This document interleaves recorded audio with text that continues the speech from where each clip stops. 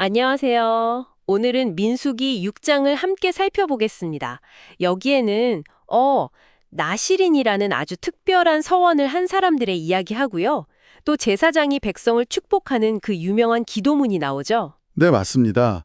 남자든 여자든 하나님께 자신을 좀 특별하게 드리기로 소원하는 건데 그 나시린의 삶이 어땠는지 또 고대 이스라엘에서 축복이 어떤 의미였는지 그걸 들여다볼 수 있는 아주 흥미로운 장이에요. 그렇군요. 그럼 나시린의 서원부터 한번 자세히 알아볼까요?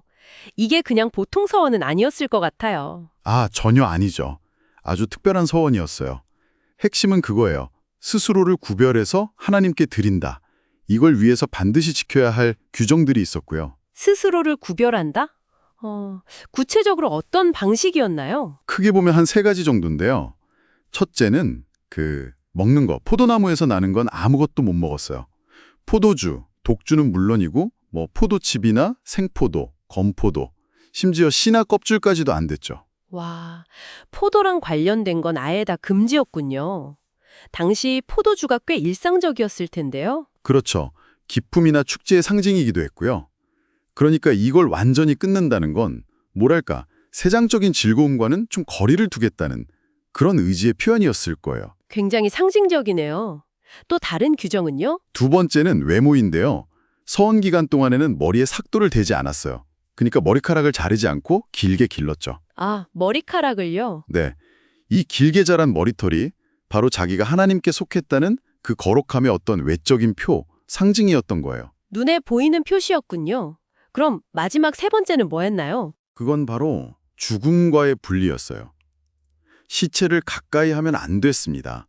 이게 얼마나 엄격했냐면 부모나 형제 자매가 죽었을 때라도 그 시신 때문에 몸을 더럽히면 안 된다고 했어요. 가족의 죽음 앞에서도요. 정말 철저했네요. 네, 생명의 근원이신 하나님께 자신을 드린 사람이니까 죽음이라는 부정함으로부터는 철저히 거리를 두어야 한다는 그런 의미였겠죠. 듣기만 해도 정말 대단한 각오가 필요한 서원이었을 것 같아요. 근데 만약에요, 정말 실수로, 예를 들어 옆에서 누가 갑자기 쓰러져 죽는다거나 해서 규정을 어기게 되면 어떻게 됐어요? 그럴 경우에는요, 정결 예식을 다시 거쳐야 했어요.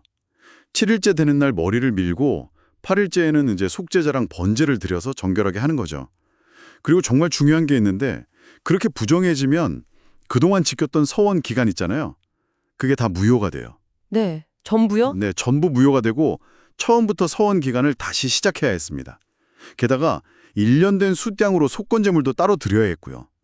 서원이 그만큼 엄중했다는 걸 보여주는 거죠. 와, 다시 시작이라니. 그 헌신의 무게가 정말 느껴지네요. 그럼 그 힘든 기간에 무사히 다 마치면요, 어떻게 되나요? 서원 기간이 끝나면 이제 회막문 앞에서 정해진 예식들을 치릅니다.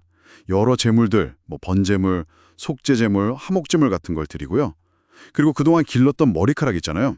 그걸 잘라서 화목제물 밑에 불에 태워요. 아, 그 머리카락을 태우는군요. 네. 그리고 제사장이 특정 제물을 이렇게 앞뒤로 흔드는 요제 의식을 행한 다음에야 비로소 포도주를 마실 수 있게 되고 서원이 공식적으로 완료되는 겁니다. 정말 시작부터 끝까지 아주 강렬한 헌신의 과정이었네요.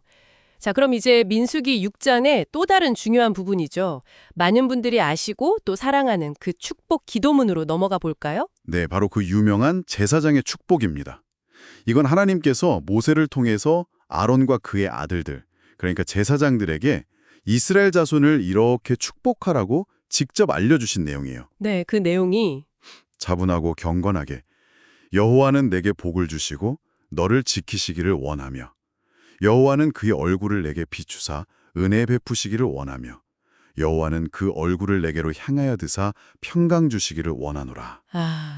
정말 들을 때마다 마음이 참 평안해지는 구절이에요. 이 축복의 핵심 의미는 뭘까요? 특히 여호와의 얼굴이라는 필연이 계속 반복되는 게 인상 깊어요. 그렇죠. 이 축복은 크게 세 가지를 구하고 있어요. 첫째는 하나님의 보호, 지키심이죠. 둘째는 하나님의 호의와 자비, 바로 은혜고요. 셋째는 궁극적인 안녕과 번영, 평강입니다.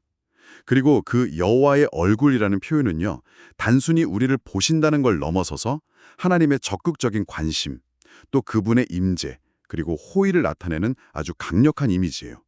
고대 근동 문화에서는 왕의 얼굴을 본다는 것 자체가 왕의 은총을 입는다는 의미였거든요. 아, 그렇군요.